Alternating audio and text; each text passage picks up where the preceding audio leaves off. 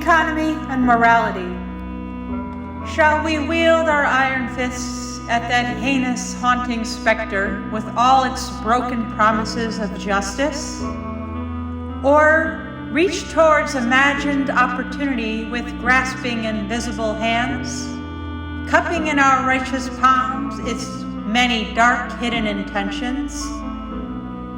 Do we simply continue with business as usual, or slow down and think up a whole new model altogether? One that shines bright with the very essence of our species, decentralized, self-directed, authentic, an integration of love, work, and knowledge, filling the well springs of a new paradigm.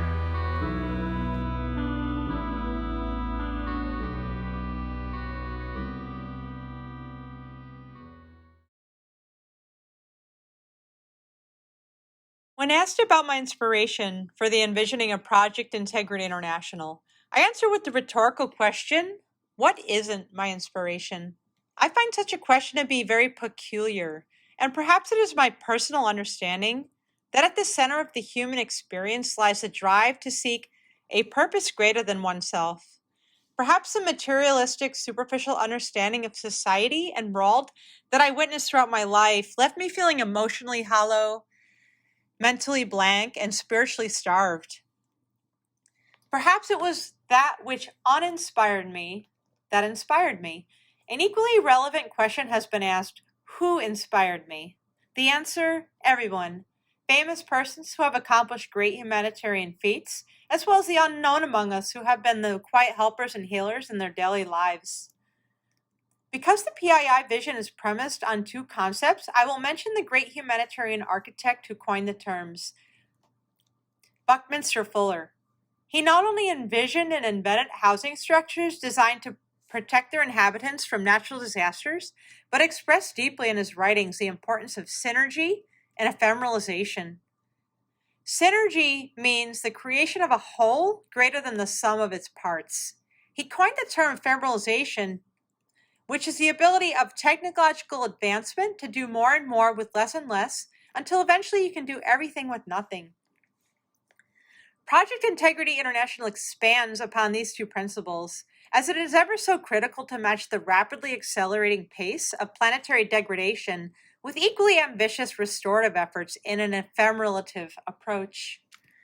PII, being an all-inclusive enterprise that invites all people and professions to participate in the manifestation process of its vision, celebrates a global community that will be ever so greater and grander than the sum of its parts. Many great thinkers, activists, and innovators have stressed these critical concepts throughout the ages, and it is the goal of PII to maximize synergy and ephemeralization in its approach. So before moving on to the presentation, I'd like to mention that this video uses a rather unconventional avant-garde style to express its vision. I refer to this style as one message, many mediums. Years of working with a multitude of creative mediums has not only provided me with a vehicle to deliver my vision and messages, but has bridged my thinking, feeling, and actions in a way that the written word alone might have failed to do. This video project will include my collage art pieces, music compositions, and poems that I wrote about the subject matter of the movie. I chose this avant-garde style because I strongly feel that by sharing the overall vision through many mediums, I will help to engage my audience beyond the merely cerebral experience of information intake, and will help them to feel the essence and deeper implications of the message. I have always felt that thought and emotion are equally empowering tools for proactive change, and thus feel compelled to express my works that honor both of these gifts of nature. So, what is economy? While Googling for the definitions of economics, many varied results showed up in my query. The definition that struck me as most profoundly comprehensive and truthful was coined by Alfred Marshall in his textbook, Principles of Economics, published in 1890. He states, "Economics is a study of man in the ordinary business of life.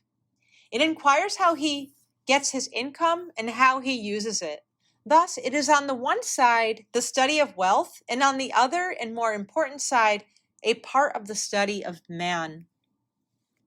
I found this definition of economics to be most useful, both in general and for the intensive purposes of my own socioeconomic visions and concepts. It has always occurred to me, long before I had any kind of formal interest in the study of economics, just how intimately related our economic lives are to every other aspect of ourselves, our spiritual selves, our religious selves, our biological instinctual selves, our social selves, tribal selves, sexual selves, and perhaps even our more hermetic, solitudinal, philosophical, existential selves. The very etymology of economy, household management, reveals this undeniable relationship between our breadwinning selves to all other aspects of our lives. As no other institution of society is so fundamentally relevant to our survival and well-being as that of the tribe and family. The history of economic thought has yielded a very complex petri dish of concepts, sentiments, attitudes, and heated, sometimes or often bloody arguments over what types of systems are best for humankind, or the most moral, or the most efficient, or prosperous. It is important here to understand that the study of economics is at once normative and positive. In the economic sense of these terms, normative concepts express what someone believes should be or ought to be, while positive concepts are objective statements about causes and effects as provable through scientific method.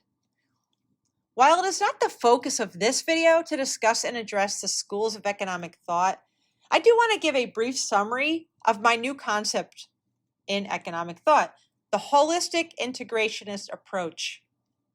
This new way of understanding the economy or economics combines some of the key tenets, both positive and normative, of many of the former schools of thought. For the intensive purpose of my vision and corresponding mission of my work, here is what is most relevant at this point are the following key points. First, a detour away from the reductionistic thinking of certain former schools towards a holistic vision that hybrids various sensible aspects of other schools while eliminating those that prove obsolete or counterproductive towards its own normative mission and positive vision. And here, the normative vision of this concept is a concern and care for environmental, labor, consumer, and community wellness. The corresponding positive vision is the reduction of environmental production and consumer pollutive waste.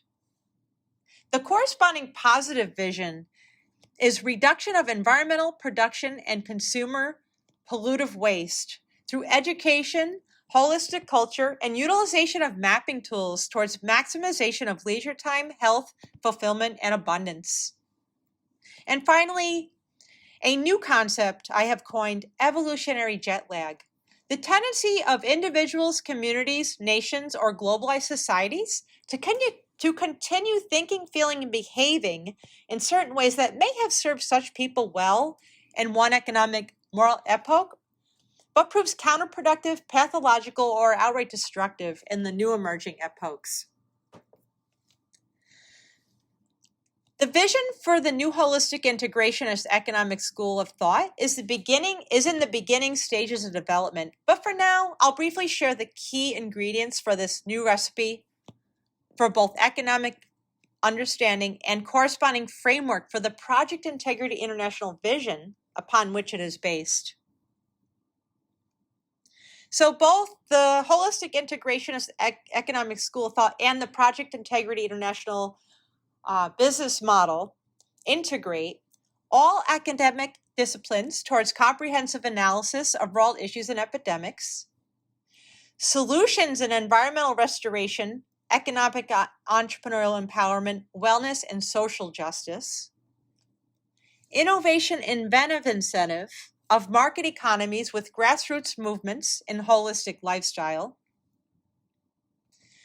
laissez-faire modus operandi of economic activity with collective concern for environmental and social health, a revival of and reverence for all art forms within free and open community spaces. And finally, new authentic project-oriented learning educational models with equally authentic and meaningful work.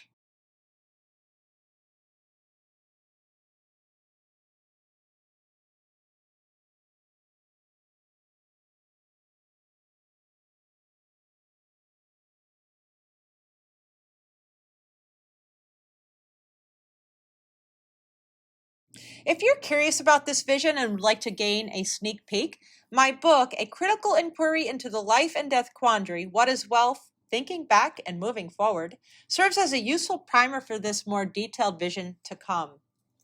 My other work, Project Integrity International, Philosophy and Plan for a New Economy, that lays out the business plan related to this new school of thought, is also available now. So this video will be focused on these two works. The first section of this presentation will introduce the PII vision and some of the basic foundational socioeconomic principles that it rests upon. The second section will discuss the nuts and bolts, or parts of the whole, of the actual business model, reading much more like a business plan. Finally, I'll share two prototype business concepts of my own that I feel to embody the overall vision and strategy of Project Integrity International. Welcome.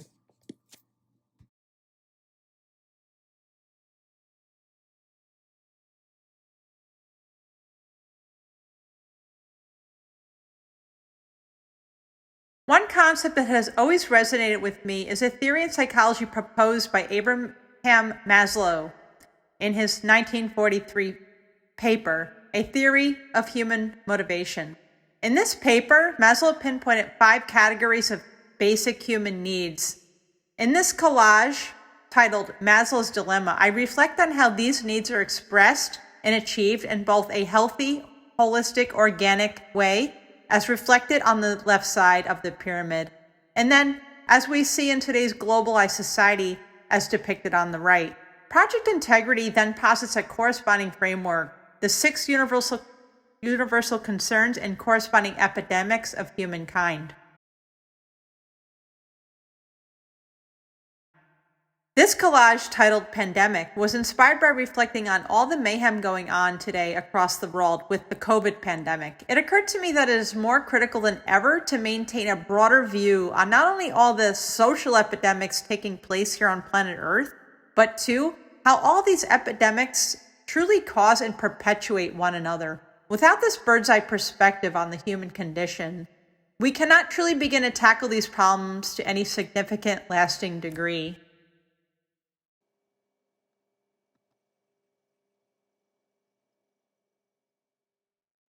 In today's world, we are unfortunately witnessing epidemic levels of deprivation of our needs in our communities and nations. Human ignorance, greed, and corruption are at the root causes of the wide-scale deprivation and economic failure facing humankind.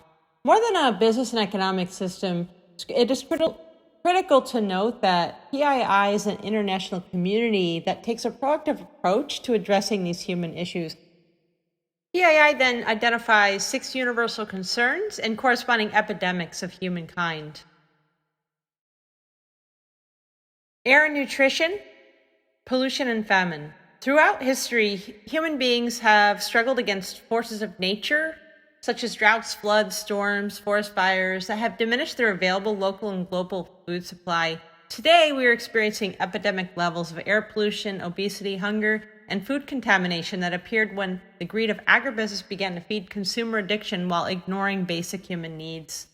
When we neglect to address the first universal concern, air and nutrition, individuals and societies can literally die within moments or days.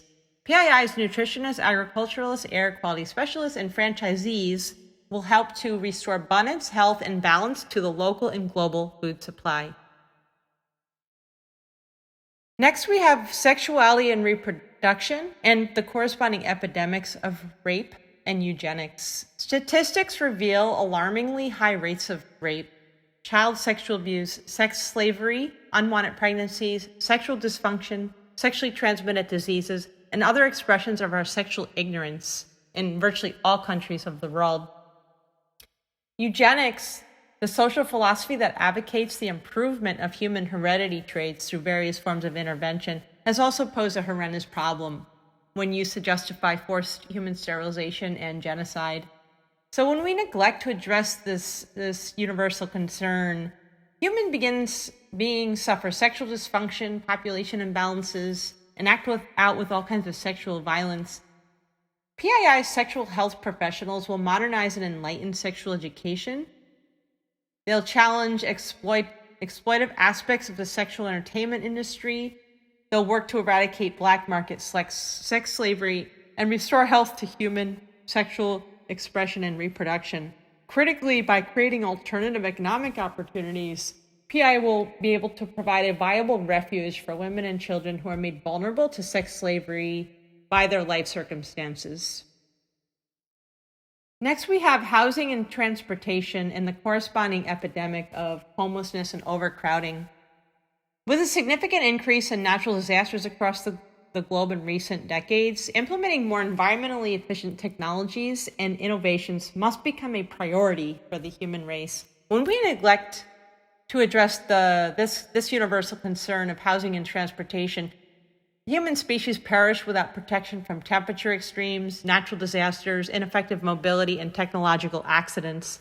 Community restructuring efforts must tackle the problems of widespread homelessness, slums, and overcrowding that affect every neighborhood, city, and country across the world.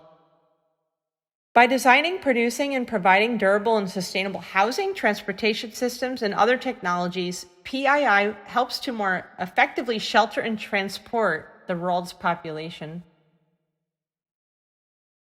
Now we're moving into the next universal concern, community and communications, and corresponding epidemic of war and disorder. Corporate, government, and nonprofit bureaucracies across the globe are plagued with greed, corruption, fraud, inefficiency, and other internal abuses that often contribute to the world epidemics of social disorder and war. When we neglect to address the fourth universal concern, community and communication, human beings become socially dysfunctional en masse, turning nations into war zones. PII fosters healthy interpersonal relationships and provides sustainable communication technologies that benefit individuals, businesses, organizations, and communities.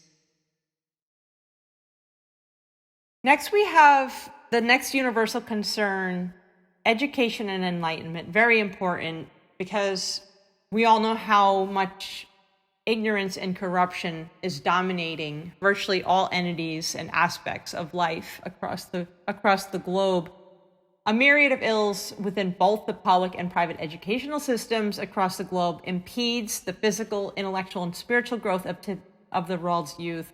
When we neglect to address this very important concern, education and enlightenment, human beings become helpless in all matters of both physical survival and spiritual fulfillment. PII provides educational methods, tools, and facilities that combat intellectual ignorance and moral corruption by fostering the healthy functioning of mind, body, and spirit alike, while preparing individuals for future success in all areas of life. Last but hardly least, we have healing and spirituality and the corresponding epidemics of disease and depression. Today's world is witnessing alarming levels of physical disease and emotional depression. When we neglect to address this very important universal concern, spirituality and healing, human beings become physically, emotionally, and mentally diseased. PII provides safe, affordable, and effective medicines and healing procedures to people across all nations. When the six universal concerns are met inefficiently, individuals and communities begin to deteriorate. A vicious cycle, the six epidemics cause and perpetuate one another. Lack of adequate nutrition, for example, leads to all kinds of physical and mental illness, while poorly designed housing and transportation systems pollute our skies, water, and land. Conversely, addressing one universal concern means addressing all of them. Ensuring greater reproductive rights and economic opportunities for women has proven that circumstances of the entire community in which they live. School breakfast programs have proven to significantly improve students' educational achievement. Green technologies not only lessen the pressure on sensitive habitats, but increase spiritual connectedness to the natural environment. So PII's wiser franchises directly remedy the epidemics, providing healthy goods and services, employment, education, and entertainment venues that restore health and balance to individuals, communities, and the greater natural environment.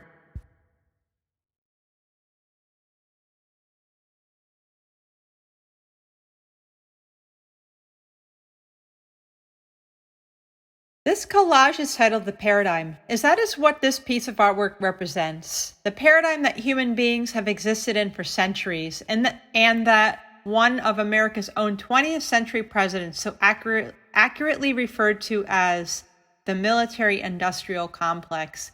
Here, I wanted to depict how the pieces of the corrupt puzzle fit together, and then contrast with yet another collage titled Bridge to a New Paradigm to introduce the PII vision. We'll go more deeply into the nuts and bolts of this vision further into the video. But for now, I'll summarize. Project Integrity International, Philosophy and Plan for a New Economy, lays out a structured, comprehensive plan for a people's corporation, an international franchise network of sustainable cooperative businesses. By providing an economic platform that welcomes individuals from all personal backgrounds and professional disciplines, PII will support the technological, ecological, human rights, multicultural, and spiritual movements brewing today across countries and continents. PII will more intelligently utilize the abundant resources of planet Earth while saturating its human population with a tidal wave of sustainable entrepreneurial opportunities.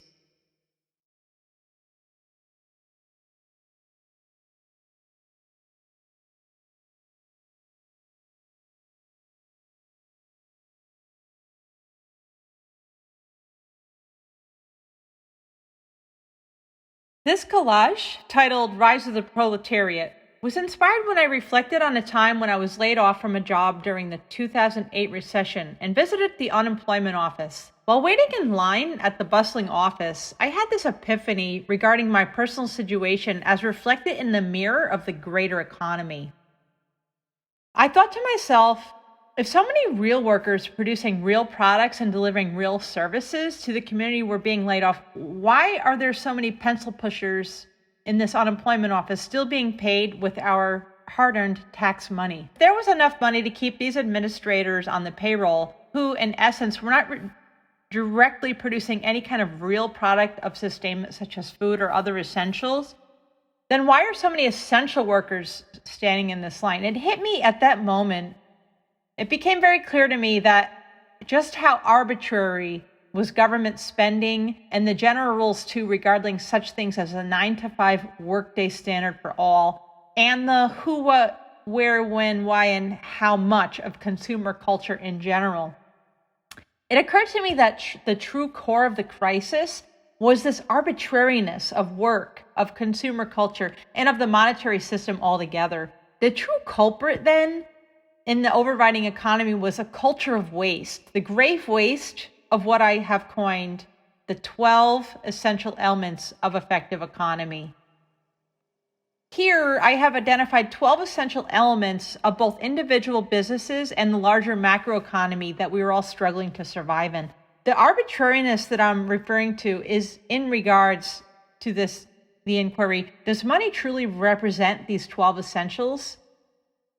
What if a group of individuals pooled these elements together on a volunteer basis to, say, build a housing complex for some poorer members of the community? Here we could see that the lack of money in the form of salaries and wages or startup funds did not, in this instance, inhibit the end goal of building the home.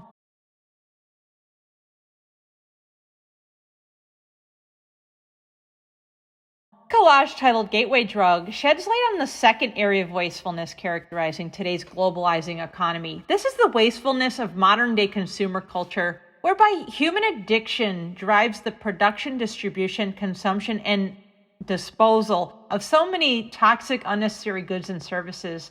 The tragic result of this wasteful consumer culture is reflected in high rates of chronic diet-driven illness, psychological disorders related to this cultural paradigm, and of course, the devastation of the greater natural environment caused by consumer gluttony.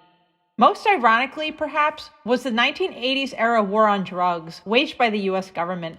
as the military-industrial complex was the greatest instigator of this toxic consumer culture, as its success depended on its very perpetuation of it.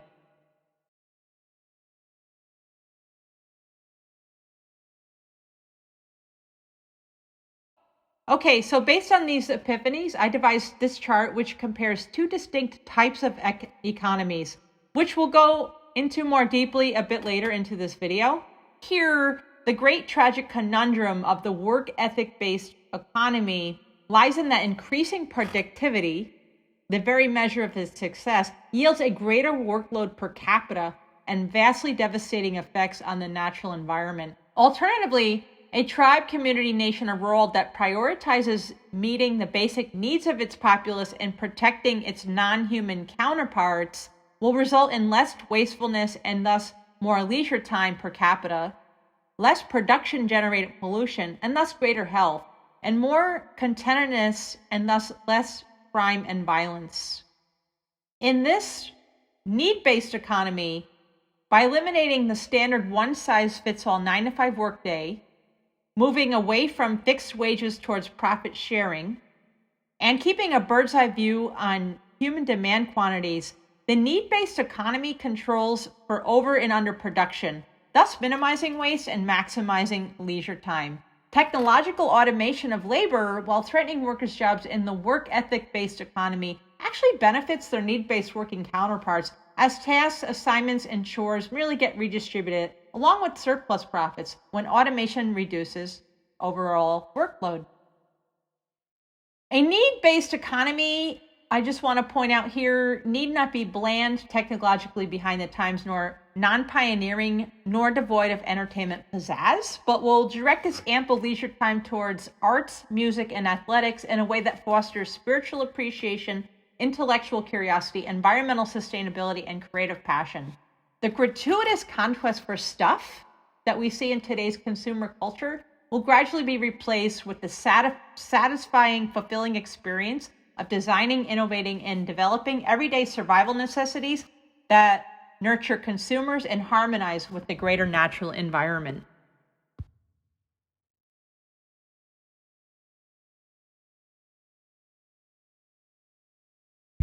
This collage, titled The Invisible Hand, was inspired by reflecting on the heated debates and related class strife, wars, and climate of persecution between proponents of capitalism and communism that dominated the global consciousness of the latter half of the 20th century. I reflected that under both economic systems, the masses toiled in sweatshops or in shopping malls as both slaves to low-wage jobs and their own consumer addictions. And further, that despite the political economic model's illusion of separateness, both capitalism and communism in their particular qualitative states were not merely destructive to their human subjects and the greater natural environment. Ever so ironically, they often worked in unison to exploit the many to the benefit of the few. The true threat was not the threat of those fascist communists nor those greedy capitalists per se, but rather the mutual threat posed by both mechanistic capitalism and mechanistic communism to their harmoniously healthy, hybridized organic counterparts. Under attack was our native instinctual capacity and will to both compete and cooperate in a way that promotes true individual and collective progress for humanity. It was this capacity and willingness that both capitalism and communism in their mechanistic forms destroyed.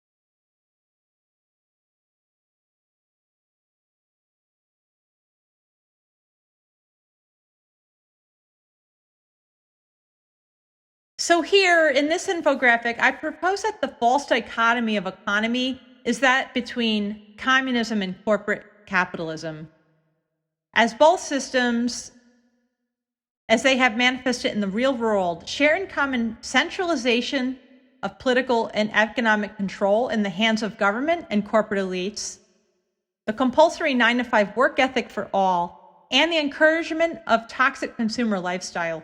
Conversely, the actual dichotomy is that between the work ethic-focused economy made up of both conventional capitalist and communistic nations, and then the need-based economies that are saturated with small businesses, family farms, empowered artisans, worker-owned cooperatives, green lifestyle, and decentralized community-run social spaces. PII, although based on the need-focused modality of economy, ironically, will maximize its efforts with a structured franchising approach borrowed from the work ethic-based model to spread need-focused worker-owned cooperatives far and fast to all corners of the world. As we can see here in this formula, if one were to determine the number of hours of work necessary to provide for all the basic needs of any given community, and then subtract that number from the actual number of work hours that the members are laboring in order to produce a plethora of toxic and unnecessary goods and services, one will be shocked by the amount of time, resources, energy, and land wasted by their participation in the work ethic-based economy. A third area of wastefulness in work ethic-based economies is what I have termed redundancy phenomenon. Redundancy phenomenon can be defined as the tendency of human communities to fragment from the larger society, nation, and world along religious, political, cultural, and economic lines, then create duplicate sex, parties, and economic subsystems, and thus resulting in excessive bureaucratic agencies throughout the world. Redundant bureaucratic productivity depletion occurs when the bureaucratic administrative layers of any given organization absorb would-be skilled and unskilled laborers into their ranks, reducing real productivity output and enslaving both plow pushers and pencil pushers alike. Tragically, our human population has been confined in closet-sized office cubicles and assembly lines as narrow and oppressive as the medieval Iron Maiden. Finally, a fourth area of wastefulness is in work ethic-based economies is the waste corruption potential. The waste corruption potential increases as the distance increases between a product's place of production and its place of consumption, and as workers, owners, shareholders, and clients grow more alienated from each other. While it takes negligible amounts of time, space, energy, knowledge, and capital to transfer homegrown vegetables from one's backyard to one's kitchen, it takes a great quantity of these to deliver sufficient volumes of vegetables between states, countries, and continents. Because more individuals, organizations, governments, and facilities are involved in the latter case, the potential for human corruption, error, and folly increase as well. To beware of the waste corruption potential as it plays out in our current local and global economies is the first step in reducing waste, corruption, and other inefficiencies plaguing our individual and collective existence. The waste corruption potential can be reduced by spurring the growth of small businesses and integrated local economic communities. Doing so will inevitably foster communal intimacy, common purpose, and economic equality, and thus yield stronger protection against corruption, waste, and inefficiency. Many small businesses, co-ops, and local farms today are doing just that. PII will be structured as a closed economy, that is, an economic system in which the four role players overlap, each one playing every role at once. As an international franchise of sustainable co-ops, PII eliminates the distance between participants. Ideally, a co-op is a business in which all owners possess equal numbers of shares and which all the owners do the same amount and type of work. Because PII encourages its franchise to purchase products and services from other PII franchise stores, the owners are also the predominant clients and customers. Finally, because all franchisees own equal shares in the larger PII umbrella corporation, all are primary shareholders as well. As a closed economy, PII will reduce the waste corruption potential by ensuring that all participants receive their fair share and by making locally accessible the 12 essentials of economy. With this newfound economic and emotional security, intimacy, and connectedness, participants will decreasingly be compelled towards corruption and wasteful behavior.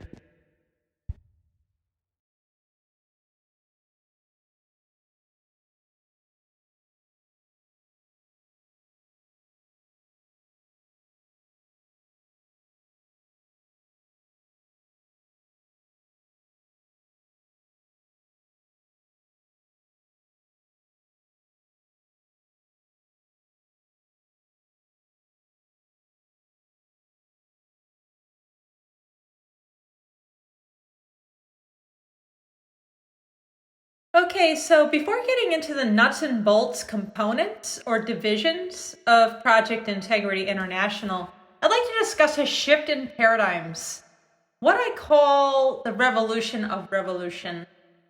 It's important to note that although Project Integrity promotes egalitarianism, it is strictly a grassroots entrepreneurial vision and plan. So we're veering away from old models of so-called egalitarianism, such as Marxian communism, democratic socialism, and other variations. The reason for this is simple. Project Integrity International is strictly an entrepreneurial model divorced of government involvement, political protest, or workers' unions.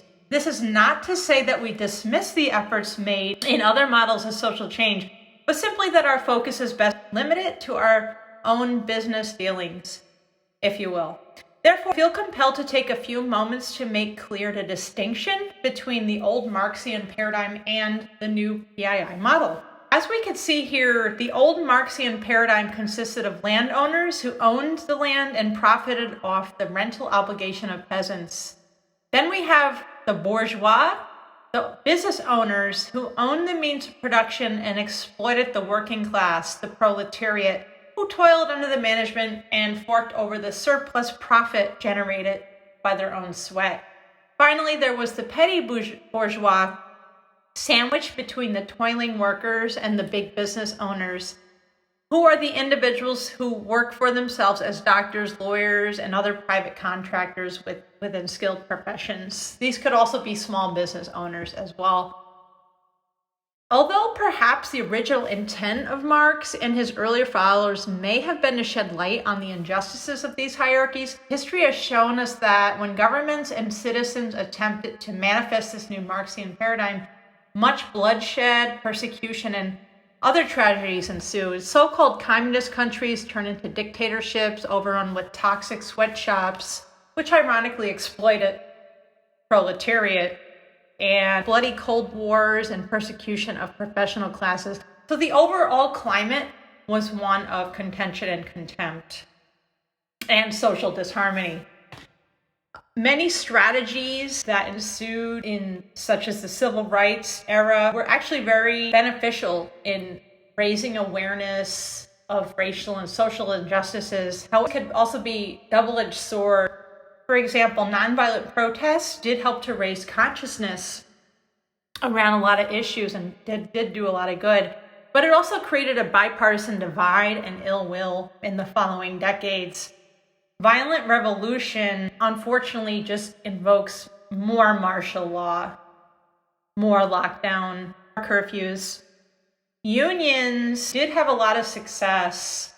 However, eventually they led to outsourcing and externalization of manufacturing base. And even if union workers did receive more benefits, higher pay, healthcare, they're still existing and maintaining the current paradigm of the military-industrial complex that they exist in. So they're not shifting the paradigm, they're just making it so they have a more comfortable place within it.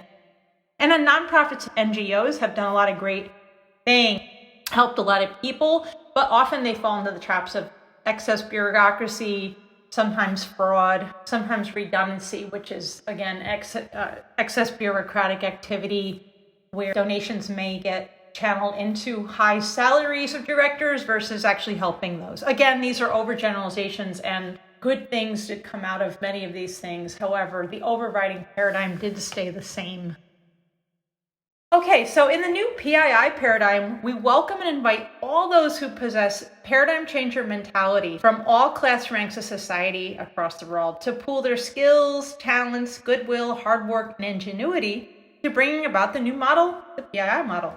PII recognizes and celebrates the contributions of all classes of society, the hard work of the proletariat, the skills and talents of the professionals, and the entrepreneurs who often give back by funding other startups and aspiring entrepreneurs to help them join their own ranks. So here, the overall climate will be one of cooperation and collaboration, and this will promote social harmony through fostering the growth of local economies, holistic lifestyle, green commerce, business cooperatives. That is a for-profit business cooperative. And with any kind of for-profit model, you're going to have incentives to create, incentives to innovate.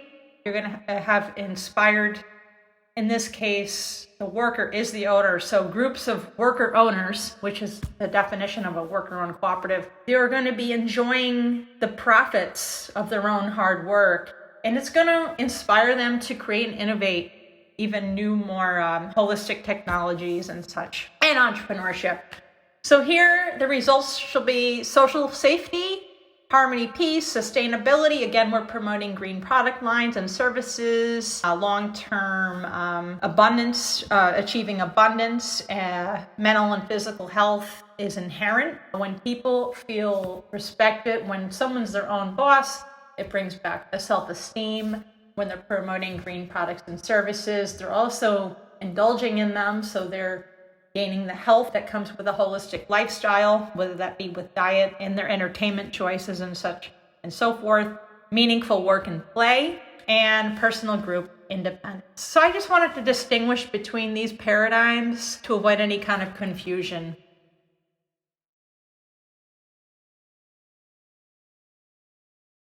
So Project Integrity International is not only a shift away from the old Marxian paradigm, but as well, we're shifting away from what we call corporate crony capitalism. Here, by corporate crony capitalism, the overriding socioeconomic system is comprised of entrepreneurs, laborers, and professionals who plug like variables into the academic, career, consumer, and cultural equation that sum total the international military-industrial complex. The success of the complex is thus dependent upon these players in its dangerous game of domination and destruction. Shifting away from this is Project Integrity, whereby the overriding socioeconomic system is comprised of entrepreneurs, laborers, and professionals, just like under corporate crony capitalism. But here they're plugging into the new self-created models of educational, career, consumer, and cultural equation that sum totals the new Project Integrity International model. The success of PII is thus dependent upon participants' individual and collective authentic expression of ingenuity, compassion, knowledge, work, and love. Entrepreneurs under corporate crony capitalism innovate and launch startups that often get bought up by large corporations that exploit labor, consumers, and the greater natural environment, whereby entrepreneurs within the PII model innovate, launch, and fund startups that remain independent and empower labor, consumers, and the greater natural environment. Professionals within corporate crony capitalism attain employment with or contract services to large corporations that exploit labor, consumers, and the greater natural environment. Professionals within the PII model pool their expertise and skills to help market and launch startups that remain independent and empower labor, consumers, and the greater natural environment. Workers. Laborers within corporate crony capitalism serve as wage slaves for large corporations that exploit labor, consumers, and the greater natural environment. Worker unions here seek improved labor conditions, but further the agenda of the military-industrial complex by their uninterrupted participation within it. Moving on to PII, workers within PII model innovate and launch their own sustainable worker-owned cooperatives that remain independent and empower labor, consumers, and the greater natural environment.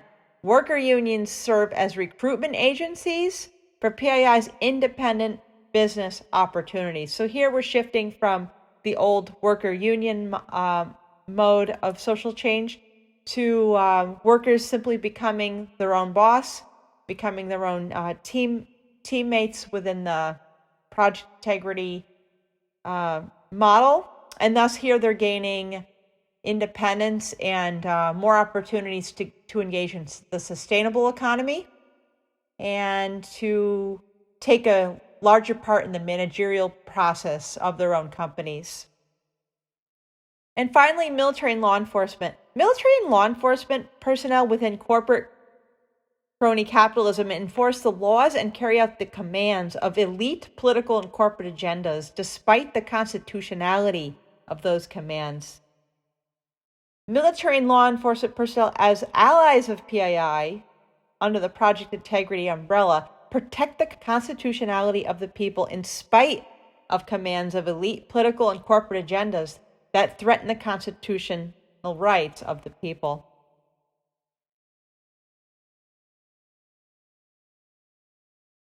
So the pioneers of Project Integrity International will invite people from all classes. It'll be the paradigm changers who initially are drawn to this new paradigm, this new project. And here we define paradigm changers as individuals and groups from all social and economic classes who question and challenge the established political, social, and economic entities of the military-industrial complex and are then driven to innovate new socioeconomic models based in reason, ingenuity, and compassion for humanity and the greater natural environment. The status quo maintainers, on the other hand, are individuals and groups from all social and economic classes who unquestionably conform and participate in the established political, social, and economic entities of the military-industrial complex. And again, these paradigm changers coming from the white-collar professional and contracting classes, the blue-collar laborers and their contractors, military, active duty, veterans, and law enforcement, and finally, the elite corporate heads and big business owners.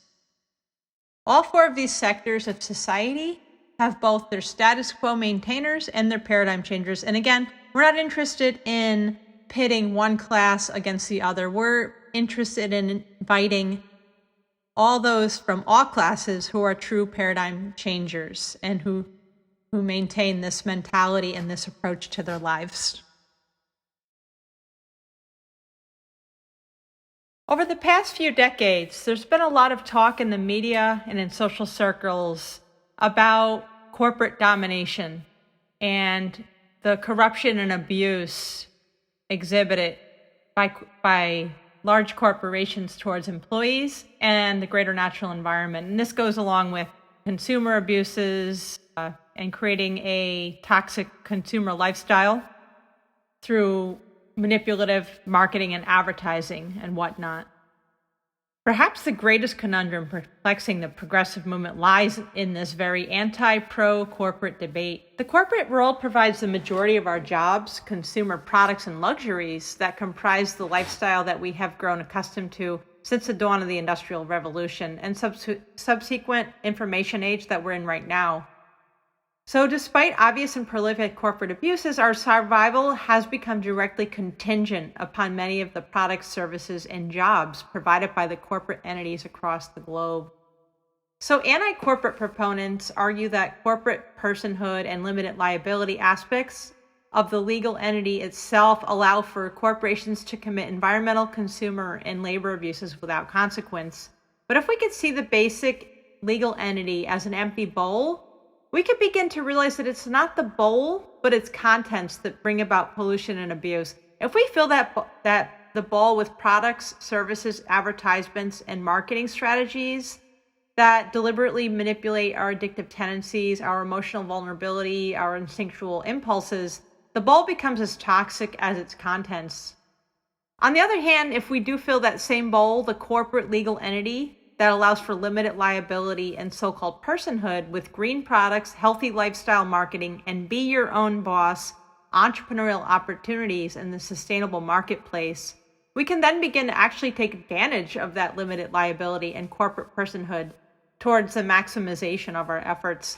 So an effort in this direction we could see as sort of a middle way solution for world economic success.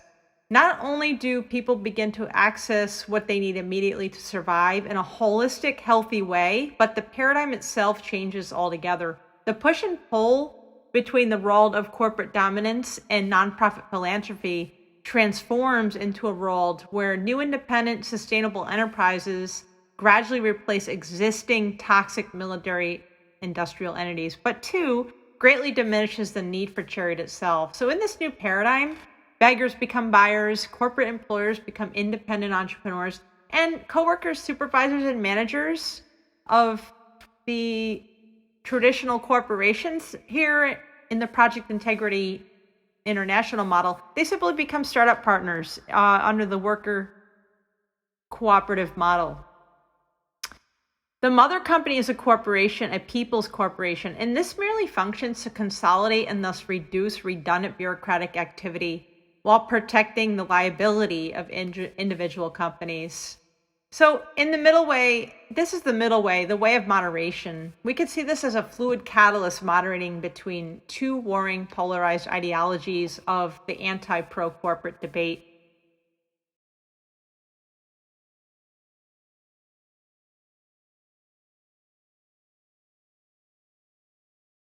This collage was inspired by thinking back to my earlier days marching in the streets against the Iraq War.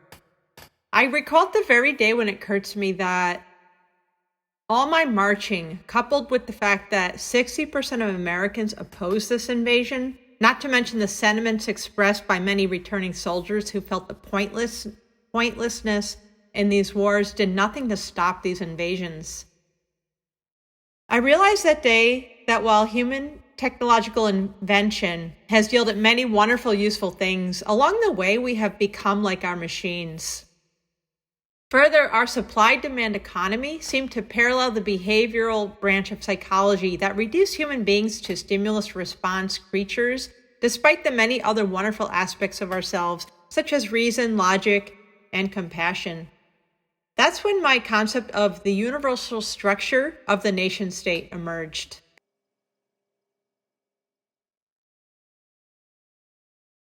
On a personal note, I'd like to share an experience that reflects this concept and how the concept was born. One day I was at work and eavesdropped on a group meeting between a supervisor and his staff, who labored away each day in a hot, stuffy, steamy, chemically toxic medical supplies sanitation room. The supervisor was admonishing his staff, who ranged in age from 25 to 70, and many of whom were legal immigrant workers.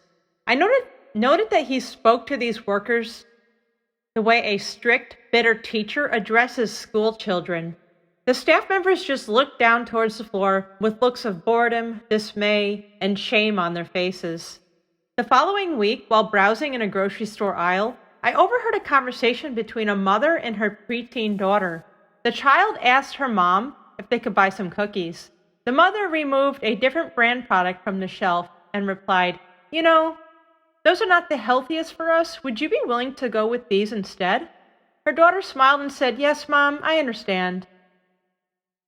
I then thought back to the supervisor berating his demoralized workers the previous week, and it hit me just how much social hierarchies create situations whereby full-grown adults are talked down to like misbehaving children on a playground, and conversely, how the mother in the store aisle was modeling a healthy, rational, productive communication style to her daughter.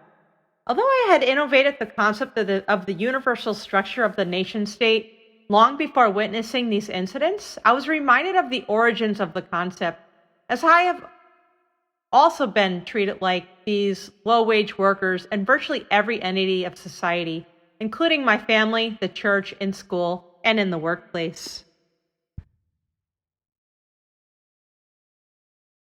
PAI posits a model of the modern nation-state consisting of 8 constituent entities, namely corporate consumerism, including media, nuclear family, organized religion, public education, workforce, police force, military force, and political force.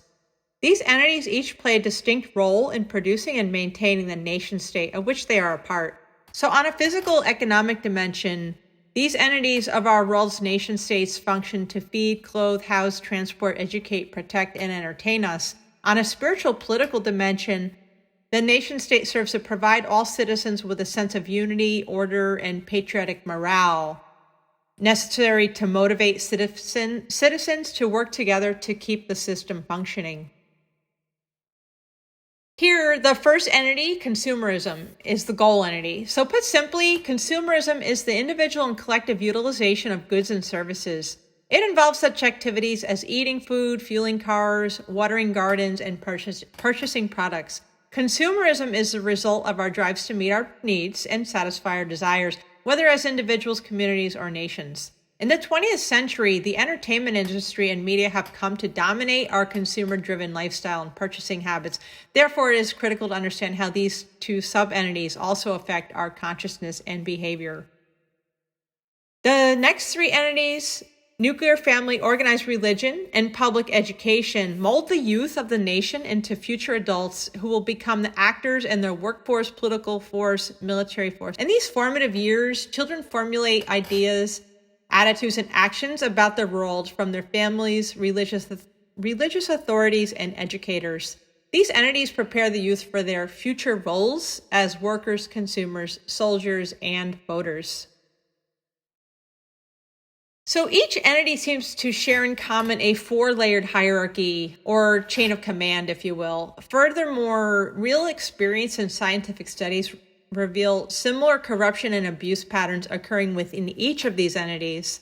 At the highest layer of the hierarchy are the master creators, or the top dogs, controlling the layers below. On the physical economic dimension, the master determines the flow of goods, services, and capital within a family, community, or nation. On the spiritual political dimension, the creator sets moral codes, writes the laws, and dictates status quo cultural practices. So at the middle layer of the hierarchy are the indentured servant prophets, or the middlemen, controlling the layers below, but controlled by the layers above. On the physical economic dimension, the indentured servant serves as a buffer zone between the highest and lowest layers by managing the flow of goods and services within a family, community, or nation. On a spiritual political dimension, the prophet here teaches, preaches, and proselytizes the commands of the creator to the bottommost layers. At the lowest layer of the hierarchy are the slave worshippers, or bottom dogs, controlled by all the layers above. So on the physical economic dimension here, the slave toils to satisfy the physical needs and desires of the levels above. On a spiritual political dimension, the worshiper obeys and follows the moral codes, laws, and cultural practices determined by the upper levels. Finally, at the very bottom are the disenfranchised and demonized, the dropouts, convicts, runaways, refugees, homeless, illegal immigrants, and others banned from the rights and privileges granted to the greater society. So the three-layered hierarchies comprising the nation state are not always corrupt or destructive. There are many well-meaning individuals, of course, to be found in all entities and levels. Corruption and destructive behaviors are exhibited at all levels as well. However, the very structure seems to be inherently damaging in that it divides and conquers individuals into political, economic, and cultural roles that limit growth, variety, and security of both the individual and the collective. While the lower levels are barred from essential decision-making processes that intimately affect their lives, the pencil-pushing upper levels are barred from engagement in the hard work that strengthens body and exercises direct survival skills. The laborers at the bottom find themselves bored by the repetitive and meaningless nature of their work, while the owners at the top often feel the hollowness of a lifestyle that revolves around endless materialistic pursuit. As statistics reveal, depression, disease, and substance abuse, familial dysfunction, and other hardships are being experienced at all levels of society in epidemic proportions. Although all living species do exhibit these natural hierarchical behaviors, the human hierarchies that dominate modern nation states seem to have become distorted and exaggerated in a way that wreaks havoc within human communities, nations, and the natural environment. A peculiarity of human hierarchies is that unwritten and written moral codes often teach individuals at all levels their duty to blindly obey their masters, bosses, parents, politicians, and religious leaders. Unlike wild animals, religious and political leaders use the preconceived threat of punishment and the promise of rewards to keep people firmly in their places. While wild animals do fight or play dead to avoid their enemies' advances, lower-level humans often passively accept punishment from their superiors, believing that they somehow deserve it. So, thus, although hierarchical behavior and dominance are perhaps hardwired into our genes, their modern expression seem to be detrimentally contrived, exaggerated, and distorted in the mirror of our ideas. So for negative and limiting ideas about ourselves that cause us so much suffering, it stands to reason that positive and unlimited ideas about ourselves have the power to alleviate our suffering. PII offers an out from this dead end of societal dysfunction by embracing and realizing a more enlightened vision of the human species' unlimited potential. I invite you now to pause this video and think of times that you have experienced hierarchical abuses within each of these entities. In conclusion, as an international franchise of eco-sustainable cooperatives, Project Integrity International provides a healthier, more egalitarian structure for individuals who wish to escape the destructive and limiting hierarchies that dominate their lives. Project Integrity International promotes equality and balance, not only between humans, but also within the natural environment.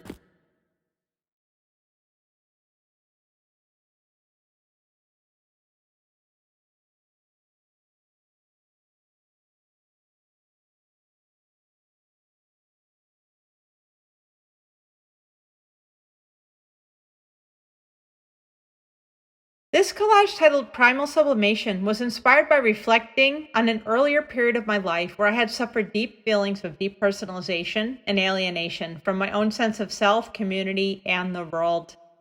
Ironically, it was such reflecting and then channeling this angst through my writing, music, and art that would ultimately cure me of this mental distress. I was then later to mirror my own experiences with alienation in the larger social arenas such as the family, in the workplace, and in other social spaces.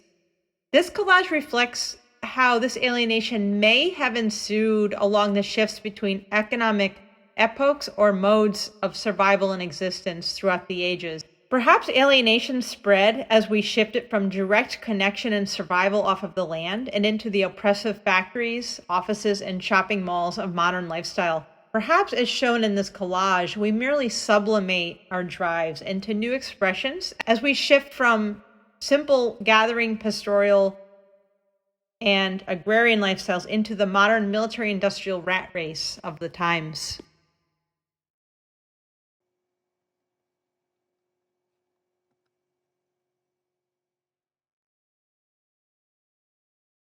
Project Integrity bridges, organizes, and unifies 6 present-day movements. These movements are intended to alleviate 6 corresponding alienations troubling individuals, institutions, and communities throughout the world. Although PI is not a Marxist nor a communist movement, but rather a purely entrepreneurial vision, it borrows and expands upon certain ideological tenets from the works of Karl Marx. In his economic philosophic manuscripts of 1844, Marx identifies 4 types of alienation. These are experienced by laborers under a capitalist system of industrial production. PII expands on this concept by adding 2 more types of alienation greatly affecting workers and consumers in today's globalized economy. So each of the 6 types of alienation can be best understood by way of syllogism. That is, an argument whereby 2 opposing ideas are expressed, a thesis and an opposing antithesis, and then a concluding compromise or synthesis is finally agreed upon by both debaters. Because the ideological framework of PI involves understanding socioeconomic dynamics beyond oversimplified, often false dichotomy, it embraces a truly innovative solution-driven attitude rooted in dialectical thinking that refuses to throw out the proverbial baby with the bathwater and attempts to devise a pragmatic, palatable solutions to people from all ways of thinking and ways of life.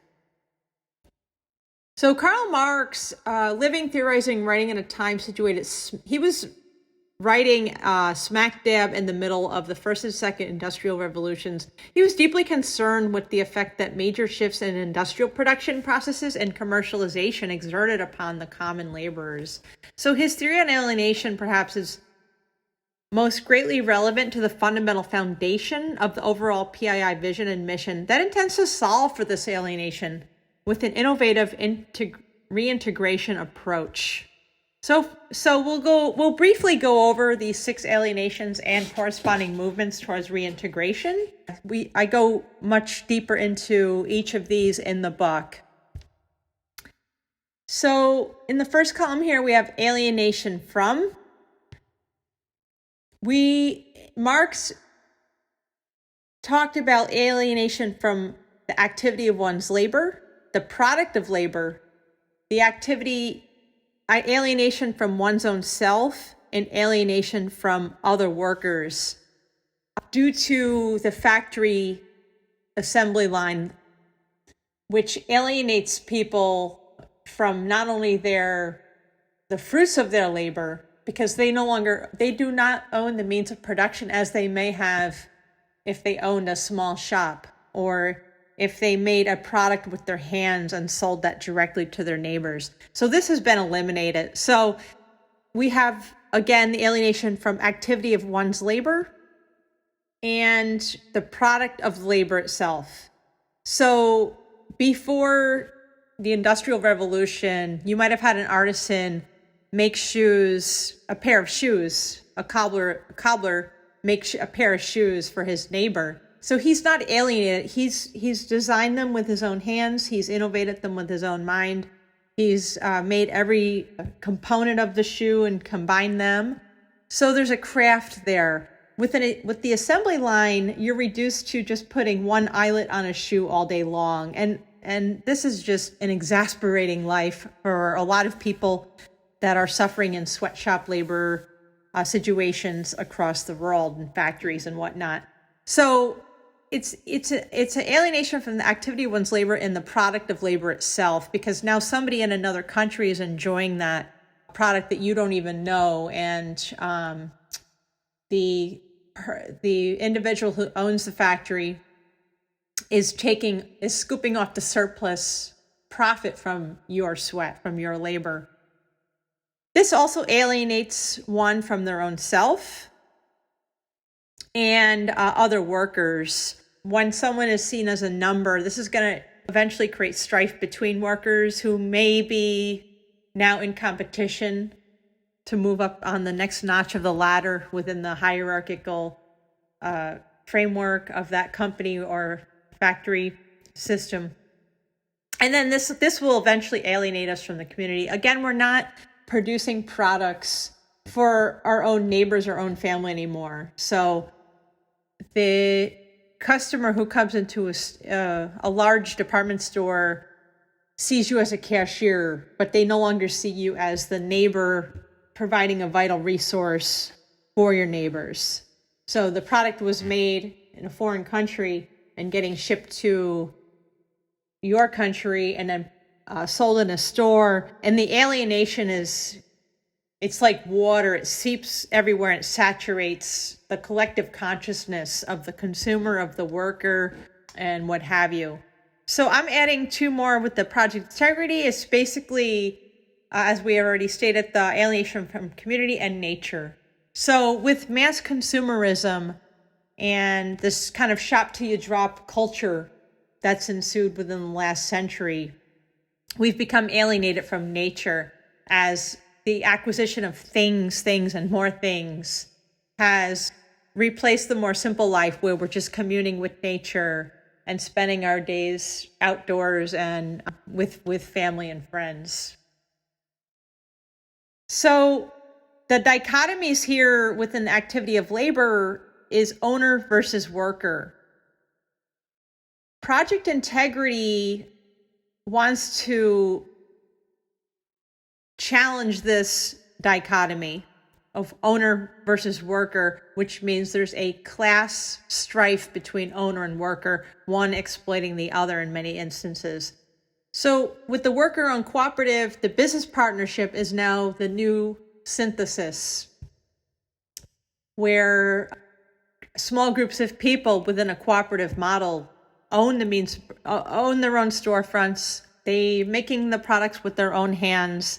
So we're actually alleviating all of these alienations, as with the independent artisan is returning to replace the sweatshop laborer. So now he or she is freed up to make a product with their own very hands and feel the pride in that, and enjoy the craftsmanship in that. And it's creating a culture of reciprocity. So alienation from one's own self, as happens in the factory systems and big business and this kind of hierarchical worker, supervisor, manager, owner, is being replaced with the worker-owned cooperative. So we're bringing back a reciprocity that our distant ancestors enjoyed, living directly off the land or even within subsistence farming. And again, alienation from other workers. With the worker-owned cooperative, we're going from wage slavery to being our own boss in a worker-owner paradigm of the worker-owned cooperative. So that's the co-op business coming forward under the PII umbrella to make everybody their own worker owner within that enterprise that they're now joining into. The community, the society versus the self and family. We're going to forge new social networks. That's going to further alleviate this alienation, because now we're not only connecting with other worker owners within our own worker-owned cooperative, and we're enjoying equal profits, equal decision-making processes, and equal opportunities to innovate and create with our own hands and innovate with our own minds. We're also bridging. PII is an umbrella that bridges franchises together so that we're now shopping at other wiser franchises and we're supporting each other. So we're keeping money circulating within, we're keeping resources, we're keeping community spirit within, community safety is circulating within our own system. And as this grows and expands, the alienation that we experience dissipates. And finally, we're now communing with nature. Since PII is focused on healthy lifestyle, holistic lifestyle, and fostering products and services with a very low ecological footprint, we're using green business to connect and alleviate the alienation from nature itself. So as we begin to nurture the great Mother Earth with these green business ventures, and bringing about truly holistic products that support physiological health, mental health, and environmental sustainability, we're reintegrating ourselves with the environment. So again, we're reintegrating ourselves as within the new entrepreneurial movement, as the emerging new artisanal movement, holistic health, obviously the cooperative business. And we're bringing about social justice. It's built right into the very mission of Project Integrity International. And finally, the greater natural environment.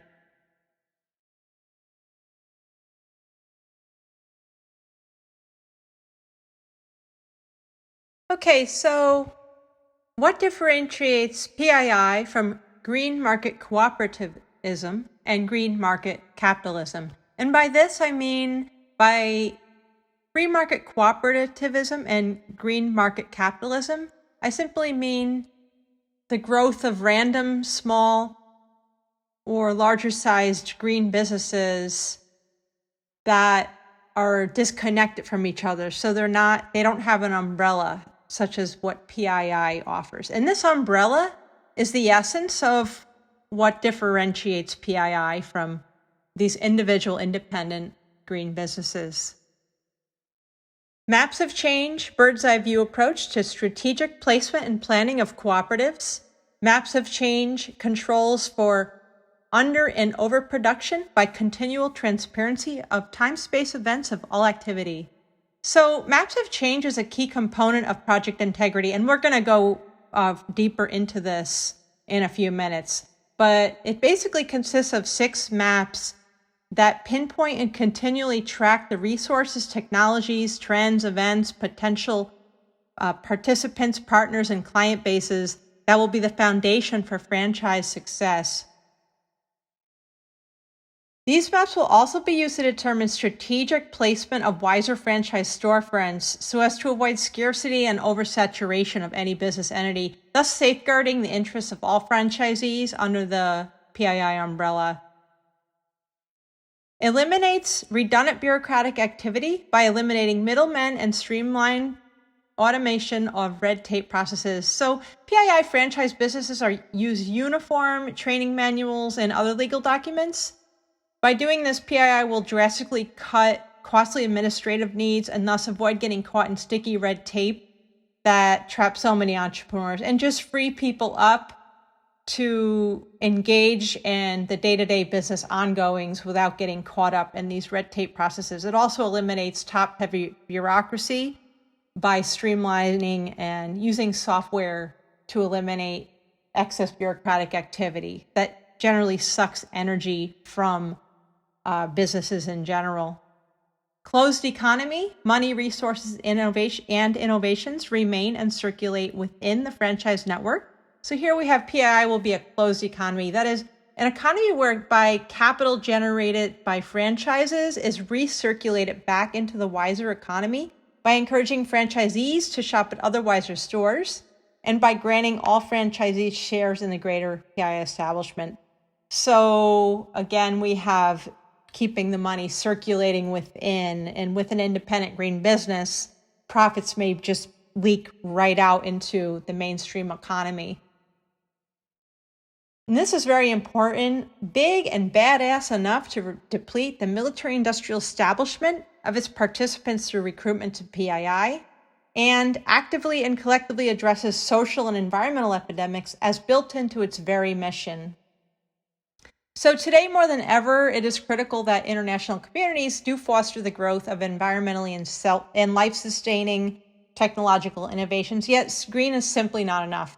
While sustainable products and services are certainly critical to the survival of our people and the natural environment, they alone do not end wars, fight poverty, solve for unemployment, curb crime, or serve as magic bullets for any of our global epidemics. Beyond launching the latest innovations in the sustainable marketplace, Project Integrity International goes a step farther and strategically lays down the platform for an international franchise of educational, spiritual, social, and eco-friendly entrepreneurial opportunities. And these absorb people away from the destructive military industrial establishments dominating human societies across the globe. And PII proposes a comprehensive solution in doing so to so many problems facing humankind in the 21st century and beyond. We're offering would-be participants in the current military-industrial complex alternatives. So we're literally taking away the manpower from the toxic industries and whether that be the war industry or other products and services that are just toxic for consumers in the natural environment. Maximizes economy of scale and thus profit potential and leisure time for all. One benefit of change in franchises is their built-in economy of scale. The economy of scale is defined as the cost advantages that enterprises obtain due to their scale of operation, typically measured by the amount of output produced, with cost per unit of output decreasing with increasing scale. So we're maximizing business success with a built-in safety net, a closed economy, as we've just discussed, and we're maximizing initiative for innovative thinking and invention via artisanal modes of production and dynamic education models built right into the system. Wiser franchises are structured as organic business models, which means all participants are invited and encouraged to play a role in the innovative process of daily business. Also, Wiser Creations educational cooperatives offer countless opportunities for students of all ages to engage creatively and hone their critical thinking skills in all subjects. And this is also honing the built-in passion we have for innovating and inventing and exploring and keeping curiosity alive.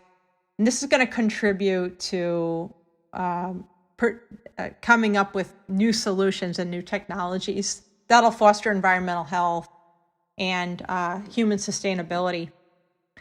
Maximizes environmental health by shifting away from toxic consumer culture towards holistic lifestyle, and maximizes environmental health and leisure time by shifting from a work ethic based to a need-based economy. We've already discussed what a work ethic versus a need-based economy is. So by both freeing up workers and consumers from the rigid artificial constraints of the 9-to-5 work ethic, focused economy, and the toxic lifestyle associated with it, participants can then enjoy greater well-being and more leisure time.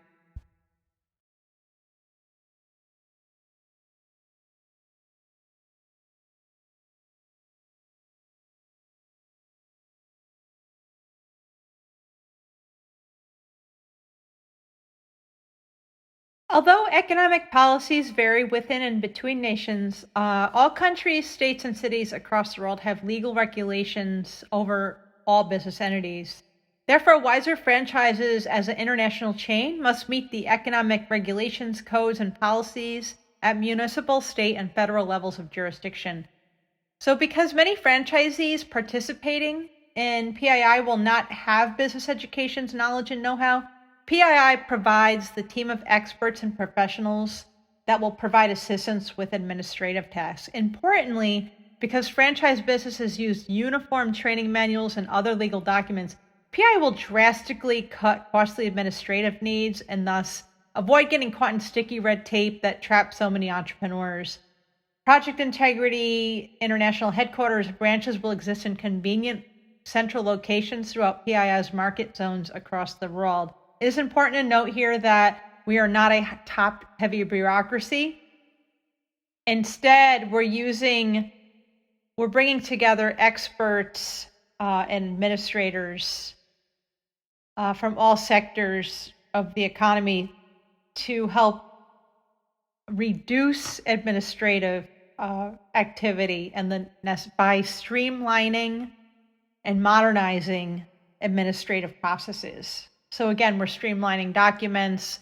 We're making it very easy with a click of a button for somebody to get the paperwork that they need and to move forward. So Wiser assembly teams will work both at PII headquarters and out in the field. Wiser Assembly is made up of 9 units, each set up, operated, and maintained by team members. While individual franchises do their own accounting, file their own taxes, and track their own cash flow, Wiser Accounting Team provides assistance with and training for Wiser franchisees that are unskilled at such tasks. And again, we're streamlining things and we're modernizing it with the use of software and making this very easy aspect of owning and operating a business. Wiser Accounting also deals with the flow of capital and owner stocks for the larger PII establishment. Wiser Realty is a team of real estate agents that procure the land and property where Wiser franchises will be open and operated. It's important to note here that PII, unlike certain other egalitarian or socialist movements, fully supports private ownership of property. Again, we fully support private ownership of property. Wiser real estate professionals will be available to assist franchisees with the purchasing and refinancing of their own personal property, and that can include their homes and eventually their storefronts. Wiser Insurance is a team of insurance brokers that will ensure that all franchisees hold the right kinds of insurance policies legally required to protect franchises and their clients in the case of accidents, lawsuits, and natural disasters.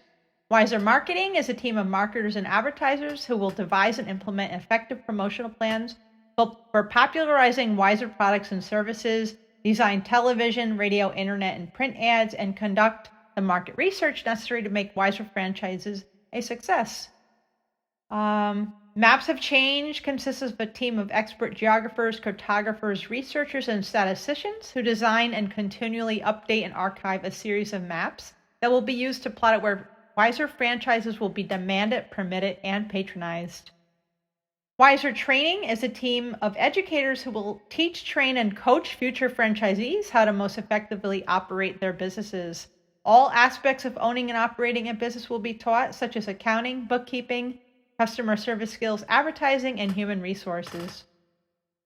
Wiser Law is a team of attorneys who will take care of the legal aspects of both PII and individual franchises, such as acquiring business licenses and corporation processes and other legal aspects of owning and operating businesses. Wiser Technical, a team of engineers, computer tech specialists, web developers, and other technological experts who assist PII's franchisees with all the technical aspects of owning and operating their businesses. Although PII is structured to ensure fairness and harmony between franchisees, customers, and others, interpersonal problems are inevitable. So we have a wiser mediation team that will help resolve conflicts and mediate and provide counseling services for franchisees who are experiencing difficulties in their professional relationships. In addition to the 9 teams of PII, external bankers and investors will manage and precipitate money transfer, loans, and grants. The 9 teams of Wiser Assembly were worked separately and together to help franchisees make the most of their businesses and thus make PII a success.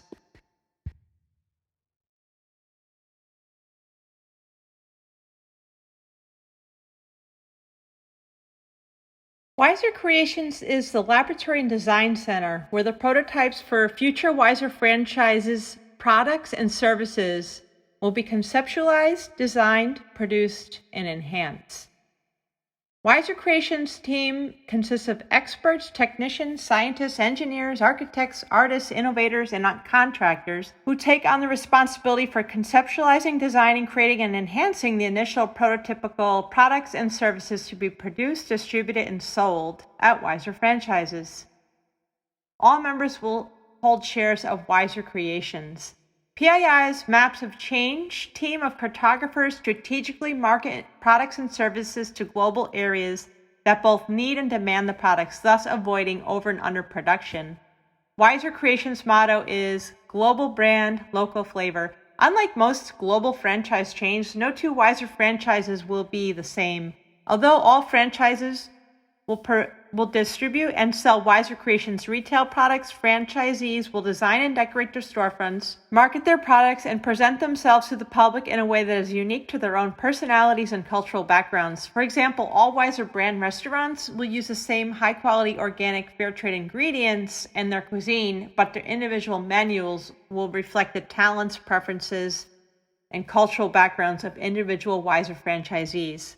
Like the greater natural environment, Wiser franchisees will celebrate endless, mind-inspiring diversity. So there's 6 subsidiaries of Project Integrity International under the Wiser Creations brand. Wiser Creations is a diversified corporation of 6 main subsidiaries operating internationally and across the globe. Wiser Nourish is a subsidiary of Wiser Creations that deals with the 4 C's of food production: cultivation, commodification, consumption, and composting, as well as air and water pollution restoration processes. Products will include not only food and air restoration goods and services, but also the equipment needed to grow, prepare, distribute, and sell the products. A Wiser franchisee, for example, may choose to open up a produce stand, a garden supply shop, a cafe restaurant, a health food store, an air or water purifier distribution center, a greenhouse, or in an organic farm. When conducting trade with independent farmers, vegetation and meats will meet certified organic, fair trade, and freshness standards. Wiser Entertainments is a subsidiary of Wiser Creations that provides healthy, enjoyable sources of entertainment that simultaneously promote mental, physical, and spiritual growth, creativity, and having a great time. A Wiser franchisee may choose to open up a music supply shop, a sporting goods store, an activity-specific learning center, a dance club, a sound recording studio, a theater, or other entertainment facility. Wiser Designs is a subsidiary of Wiser Creations that provides adequate, effective, and safe housing, transportation, textiles, and other technologies essential for human survival and comfort. A Wiser franchisee may choose to open up an alternative fuel station, a natural clothing production facility, such as made with organic cotton or hemp, or recycled materials, an alternative housing production plant that is tailored to suit the needs of the environment and protect the environment and protect its inhabitants from natural disasters, a chemistry lab, or any kind of retail store which sells Wiser Creations technological products and services. Wiser Communications is a subsidiary of Wiser Creations that provides both non-technological and technological communication solutions that harmoniously connect individuals and communities across the globe. Examples of Wiser franchises that are designed to produce non-technological communication solutions include foreign language tutorial centers, Braille and foreign language translation services, publishing companies, bookstores, and magazines. Examples of technological communications cooperatives include companies that create, manufacture, repair, and sell computer hardware, software, telephones, internet, and private sector postal mail services with a strong emphasis on recycling and repurposing and refurbishing technological products. Wiser Learning is an educational facility that not only provides exercise of the mind, body, and spirit, but prepares students for the many roles and tasks of operating Wiser franchises. Wiser is an acronym standing for Wave, Image, Symbol, Reality, and is a theory which views the human experiences of being made up of three mental modes of existence. The quality of one's reality is determined by the inner functioning of these mental modes. The first mode we experience in the Wiser cycle is the wave state, which involves our intuitive self, responsible for gut knowing, emotional experience, and even extrasensory perception. The second mode we experience is the image state, which involves our imaginative self as experienced through seeing, hearing, tasting, touching, and smelling the world. The third mode we experience is the symbolic state, which involves our intellectual self or our cognitive self, responsible for using letters, numbers, and other symbol sets to come to and record a rational understanding of ourselves and our environments. Finally, when the three modes, intuition, imagination, and intelligence, are harmonized within the individual, she or he enjoys a state of illumination, elevated self-esteem, confidence, ability, spontaneity, and passion for life. By setting up, running, and maintaining Wiser Learning Centers throughout the world, a team of expert instructors in the age-appropriate activities offered provide the education necessary to bring about the success of Project Integrity International. On a personal note, I'd like to share a little bit how I use the Wiser Learning model on a daily basis to maintain physical, emotional, and mental well-being. Each day I engage in activities that exercise each of these quadrants of the Wiser model. Starting with the wave state, I often use walking meditation to calm my mind and clear my thought patterns. This helps to make room for new experiences, ideas, and attitudes. Secondly, each day I engage in the image state by enjoying the activities that help to exercise this quadrant of my mind, including collage art, infographic design, and musical keyboards. Then I'll change it up by exercising my symbol state, my symbolic mind, with nonfiction writing, devising theories, and engaging in critical thinking and practical solutions, both for my personal life and my projects. And finally, I make sure that each day I exercise my body in a way that I am conscious of chi flow within my body.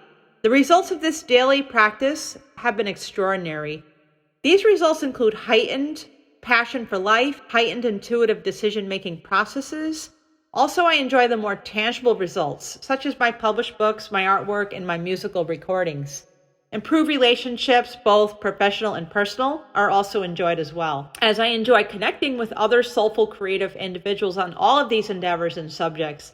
So there you have it. I am thus inspired to share this vision with the world, especially with children, and new education models that will help them maintain independence of mind, body, and spirit, and hold space for them to express their most authentic selves, and thus empowering them in all areas of their lives. Wiser Healing Centers dispersed throughout PI's market zone will provide affordable therapy plans tailored to the unique healing needs of individuals and communities. Wiser Healing utilizes many traditional and modern healing techniques in conjunction to address the many various health problems affecting individuals and communities. Psychotherapists, massage therapists, surgeons, herbalists, psychiatrists, psychics, and other healers of both Eastern and Western traditions will open Wiser franchise healing centers across the globe.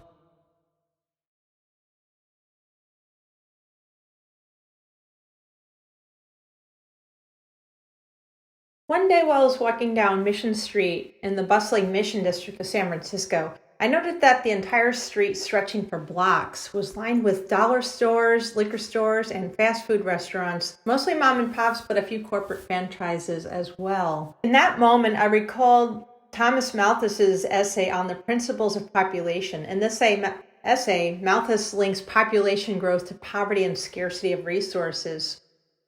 I thought to myself, if natural resources are so scarce, why are we turning them into so much excessive, unnecessary, toxic products such as junk food, recreational drugs, plastic toys, excessive clothing items, and other unessentials of life? Not only are these wasting consumers' money, but they are wreaking havoc on the environment and labor from their extraction to their distribution to their disposal. This moment of deep reflection, that day walking through gang territory, was the day that the Maps of Change concept was born. It occurred to me that truly sane, healthy economies not only focus their efforts on producing holistic, non-toxic, useful products, but incorporate strategic built-in measures to control for over and under production of those life-affirming products and services. And so Maps of Change begins with identifying 6 key components of the economy to be mapped out with 6 corresponding maps to be used by expert scientists and business administrators participating in Project Integrity International. These maps will be used to determine strategic placement of wiser franchise storefronts so as to avoid scarcity and oversaturation of any business entity, thus safeguarding the interest of all franchisees operating under the PII umbrella. A thorough examination of both the perceived false myth barriers and true actual barriers to making positive changes within our communities and environments must take place in order to move forward in improving our economy. Myth barriers here are popular false beliefs and ideas that barricade human beings from solving problems and improving their world. Actual barriers are the actual causes of the problems facing human beings. Widely held myths about our environments and world blind us to what is really going on and thus inhibit our motivation and ability to effectively address our problems. The first set of maps, geographical maps, plots out the raw and refined resources available across the globe to satisfy the critical basic needs of healthy air, clean water, nutritious food, and climate-appropriate clothing. Geographical maps dispels the myth barrier of scarcity, or the belief that the world has a shortage of vital resources with which to feed, clothe, and house the world's population. Geographical maps proves that the world has more than enough resources to feed, clothe, and house all human beings by revealing the true barrier. Misallocation of resources is the root cause of human starvation and malnutrition. Geographical maps restores hope to the very people who will utilize the maps to manifest abundance in their communities and beyond. Political maps plot out the supply-demand determined zones and the politically controlled zones within all types of governments that will prove inviting or inhibitive to the establishment or success of wiser franchises.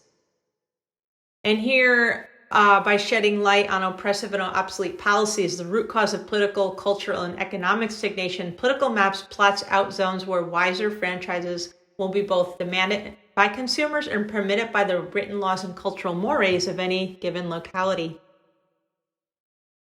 Technological maps plot out the innovations and inventions available across the globe necessary to satisfy the critical need of sturdy, safe, and affordable housing, transportation, agricultural tools, textiles, fuels, and other critical technologies.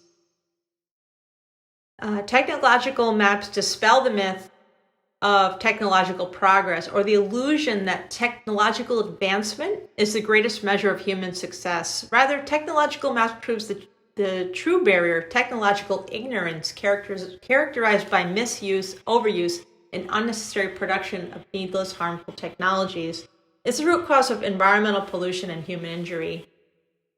Technological maps plots out the path to the next wave of industrialization that is designed to preserve the natural environment, maintain human safety, and provide vital necessities. Population maps plot out the franchisees and consumers available across the globe that are interested in owning and patronizing wiser franchises. Historical maps plots out past and present economic trends and events that foster or inhibit healthy economic growth throughout the world. Historical maps dispel the myth of freedom, which is enjoyed by a privileged few and denied to the many. Conversely, historical maps argues that the true barrier, maladaptive personal and collective habits, as learned from ignorant parenting strategies, stale education systems, and popular media is the root cause of repeating unhealthy trends. So historical maps then plots out a path to a new innovative educational framework necessary to continually maintain and enhance cultural, political, and economic systems to be utilized by present and future generations. And finally, cosmological maps, by examining energy into matter processes, plot out the current creation and reproduction processes dominating major industries across the globe. By analyzing and understanding how factories, laboratories, and other types of production facilities operate, these maps will allow us to model effective production methods that benefit wiser franchisees and consumers while rejecting those that prove useless, obsolete, or injurious. Cosmological maps reveal the actual Barry, the chaotic mayhem characterizing many factory plants that lead to pollution, waste, and a general sense of meaninglessness on the job. Cosmological maps will lay the foundation for safe, meaningful production and distribution of wiser brand products and services.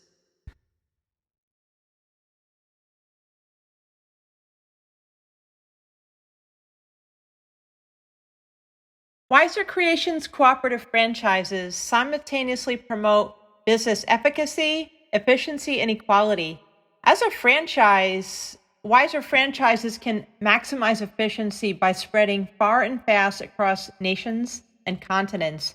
Two features unique to franchise businesses that foster the rapid growth are, one, their brand name familiarity to customers who seek pre-assured high quality, and secondly, their popularity as achieved through wide-scale advertising and word of mouth. As sustainable businesses, wiser franchises place strong emphasis on providing goods and services that foster environmental and human health. In doing so, wiser franchises maximize efficiency by minimizing wasteful production procedures and discouraging addictive consumer habits. Finally, as cooperatives, wiser franchisees will enjoy equal access to profit earning, skill building, and decision making opportunities. In addition to earning profits generated by their franchise businesses, franchisees will be issued shares in the greater PII establishment. So the wiser franchise opportunity is open to all ages, nationalities, sexual orientations, professions, genders who successfully complete the wiser franchise application, training, and intern program. It's important to note that even though wiser franchises will source their ingredients from local distribution channels, local artisans, local organic farms, family farms, etc., no two wiser co-op franchises will be the same. So it's not your cookie cutter franchise. Each franchise will reflect the personalities, cultural backgrounds, creative pizzazz of their cooperative team members.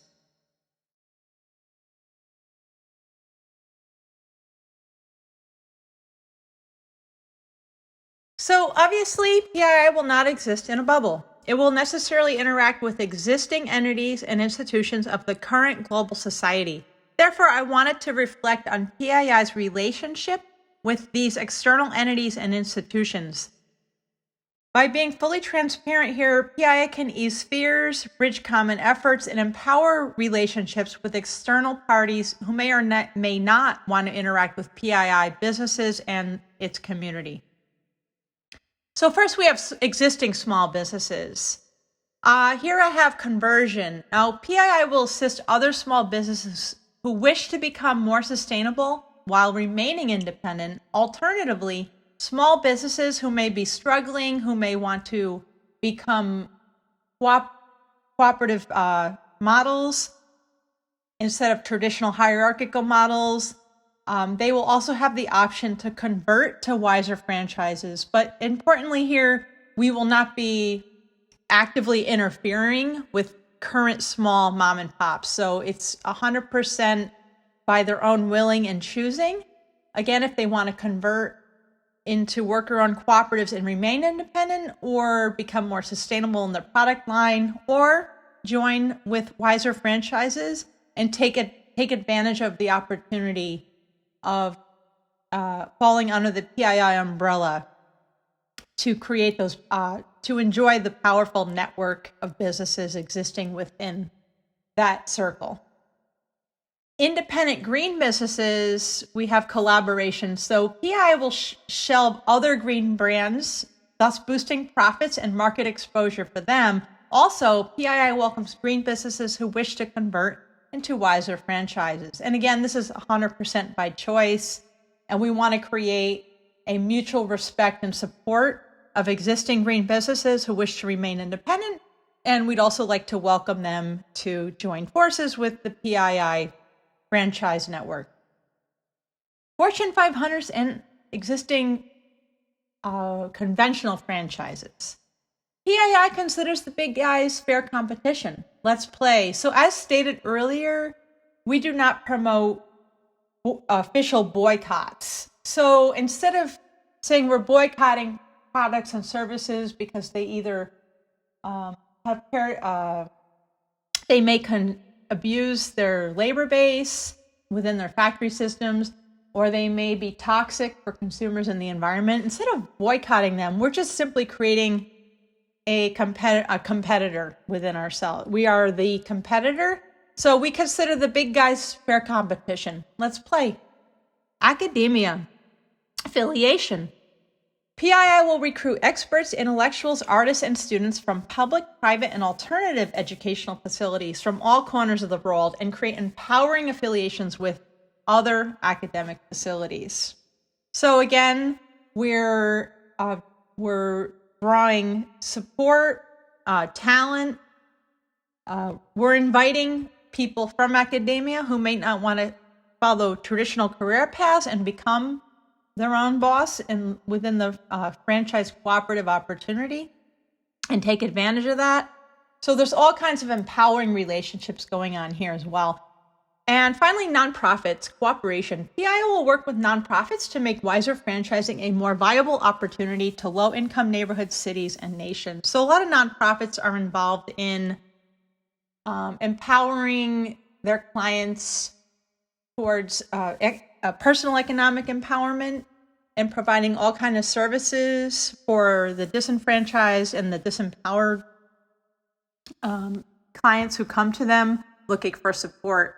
So PII will work with these existing nonprofits and invite those individuals that are being helped by these nonprofits to graduate from that help and become fully, truly independent entrepreneurs, business owners within the Project Integrity International Franchise Network. And thus, eventually, we're eliminating the very need for this charity itself as we gradually go. But along the way, we're creating an empowering relationship with nonprofits, with academia, and with independent small businesses and independent green businesses.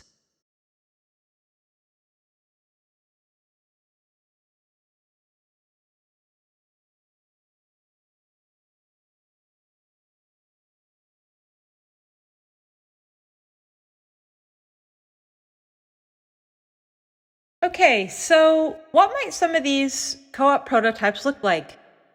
I have innovated 2 such prototypes to illustrate what a co-op franchise can do for individuals, families, and entire communities. The first prototype that I'd like to talk about is Cafe Generation. The vision for Cafe Generation was inspired by both my own experiences and witnessing some things happening in the larger community and society regarding both public education and health. While writing my books, I had worked in a few vegetarian restaurants, as I was vegetarian and I wanted to work in establishments that shared these values. I was inspired by a friend who was the head chef and part owner of one of the restaurants I had worked for, and he only used the highest quality local organic ingredients in his dishes, and his culinary innovation was a true work of art. While feeling inspired to start my own restaurant, I was well aware that I did not possess the business skills nor the funds to do so, so I decided to take a business plan writing class at a nearby nonprofit.